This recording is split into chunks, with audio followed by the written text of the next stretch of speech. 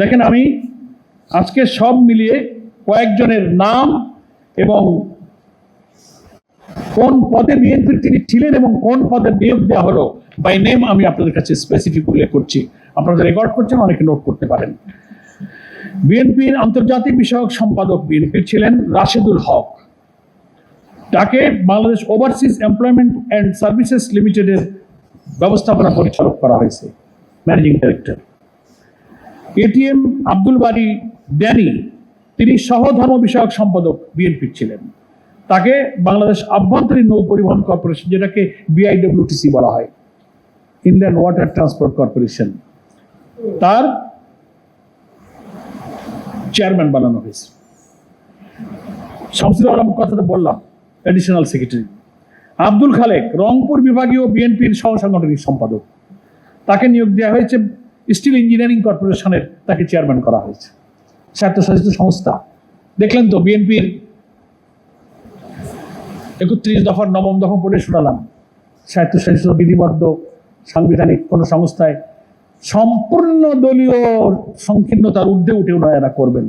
তো 100% দলীয় সংকীর্ণতার মধ্যে ঢুকে এটা করছেন। কাজী রওনকুল ইসলাম টিপু, বিএনপির সহ বন ও পরিবেশ বিষয়ক সম্পাদক, তাকে বানানো হয়েছে বাংলাদেশ জলবায়ু পরিবর্তন ট্রাস্ট, তার ম্যানেজিং ডাইরেক্টর, এমডি। এরপরে বেনজির আহমদ, ঢাকা বিভাগীয় সহ সাংগঠনিক সম্পাদক বিএনপির, তাকে বিসিক যেটা আছে, বাংলাদেশ ক্ষুদ্র কুটির শিল্প কর্পোরেশনের চেয়ারম্যান করা হয়েছে। কত গুরুত্বপূর্ণ পদ!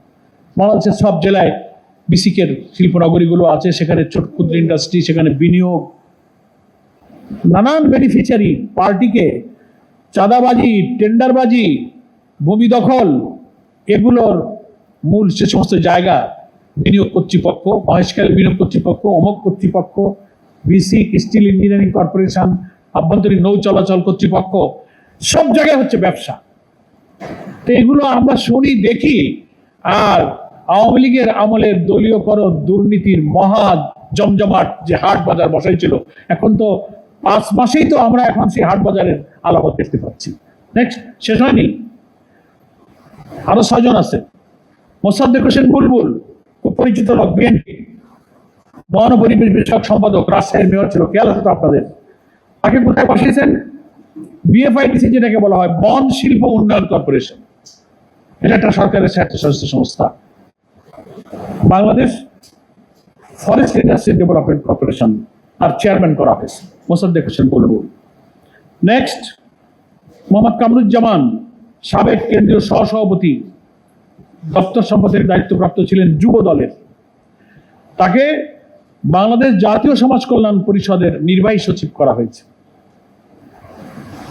জাতীয় সমাজ কল্যাণ পরিষদ সোশ্যাল ওয়েলফেয়ার এবং চ্যারিটেবল কাজের প্রচুর ফান্ড, এখানে ওনাকে নির্বাহী সচিব করা হয়েছে। সালাউদ্দিন সরকার, যিনি জাতীয়তাবাদী শ্রমিক দলের কেন্দ্রীয় কার্যকরী কমিটির কার্যকরী সভাপতি ছিলেন, তাকে সরকারের শ্রম মন্ত্রণালয়ের অধীনে একটা প্রতিষ্ঠান আছে, বাংলাদেশ শ্রমিক কল্যাণ ফাউন্ডেশন, যেখান থেকে শ্রমিকদেরকে নানান চ্যারিটি, সোশ্যাল ওয়েলফেয়ার জাতীয় নানান ধরনের সহযোগিতার ফান্ড দেওয়া হয়, তার উনি ডিজি, মহাপরিচালক, ডিরেক্টর জেনারেল করা হয়েছে। চিন্তা করতে পারেন, সবার আগে বাংলাদেশ, সবার আগে বিএনপি এবং তার লোকজন। ফান্ড কোথায়, টাকা কোথায়, লুটপাটের বাজার কোনটা, সব বাজারের ইজারাদারি উনাদের থাকতে হবে। নেক্সট, শামসুজ্জামান সুরুজ, জাতীয় নির্বাহী কমিটির সদস্য বিএনপির, তাকে কোথায় নেওয়া হয়েছে? চিনি ও খাদ্য শিল্প কর্পোরেশন, তার চেয়ারম্যান করা হয়েছে।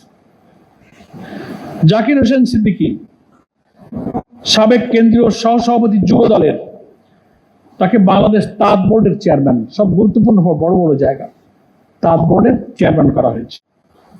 মামুন হাসান, নির্বাহী কমিটির সদস্য বিএনপির, তাকে বাংলাদেশ জুট কর্পোরেশনের চেয়ারম্যান,